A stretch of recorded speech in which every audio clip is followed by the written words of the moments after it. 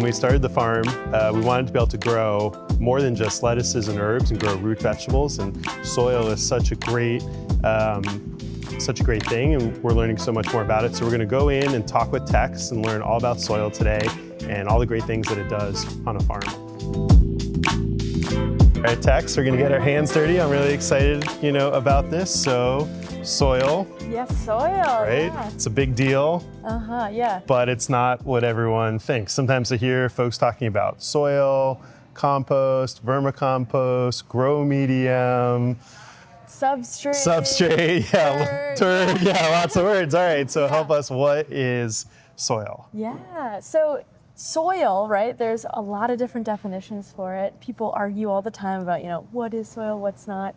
But, generally, soil is pretty much the blanket that covers the outer layer of our earth.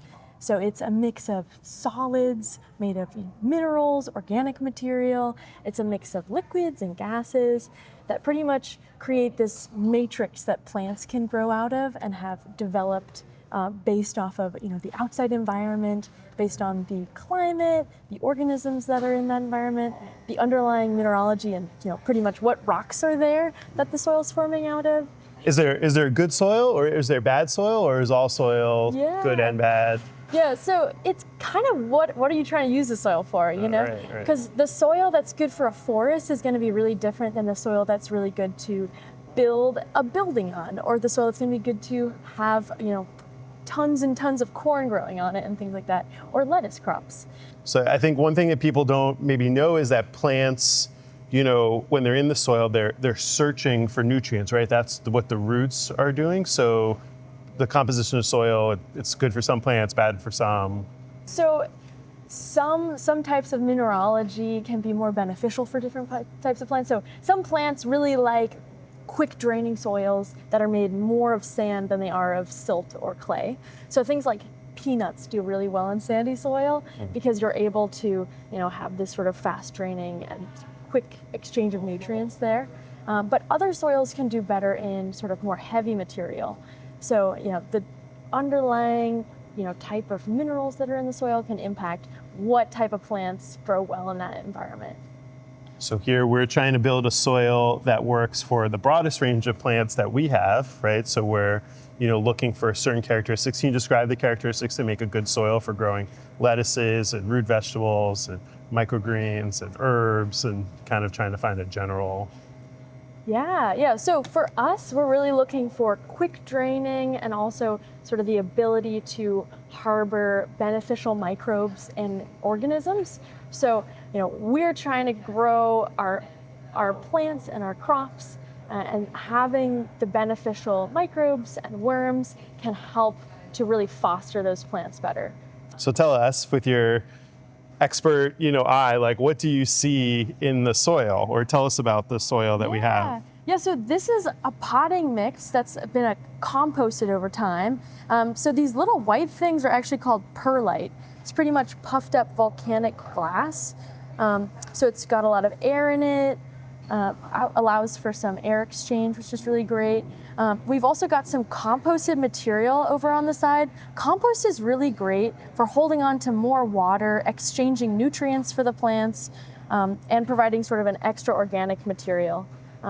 Organic material is pretty much the basis of a healthy soil. That's a large part of what makes, for especially agriculture, a soil good or healthy, beneficial for growing plants. Organic material helps to hold on to more water. It helps to... Organic meaning like living material, or? So organic material can be living, but mostly we're thinking about this sort of dead organic material. Great. So Tex, we have something different here. What is in this bin? I see that it's moving, which is scary.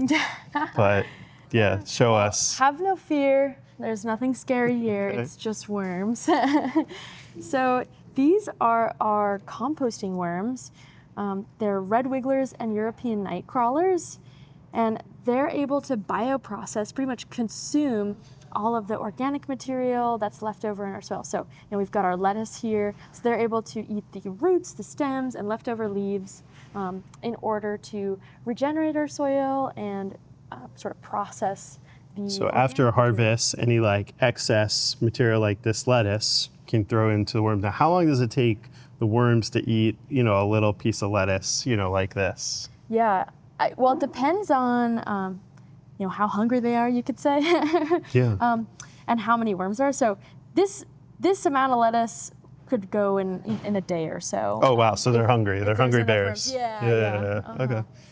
And then they'll just process it. They're like little factories, and then they'll poop it out, and then this creates a rich material that can be put back into the soil to support the plants. Yeah. It's like a full circle. Yeah, pretty much. Yeah. So closing the loop, the lettuce and greens that we're not able to send out in our harvest bag, we're able to repurpose and feed to our worms in order to create a better soil and have sort of a regenerated nutrients through that. Cool. All right, Tex, so what's the difference between the soil in an indoor farm and then like me just taking a shovel outside and like digging up some dirt? Yeah.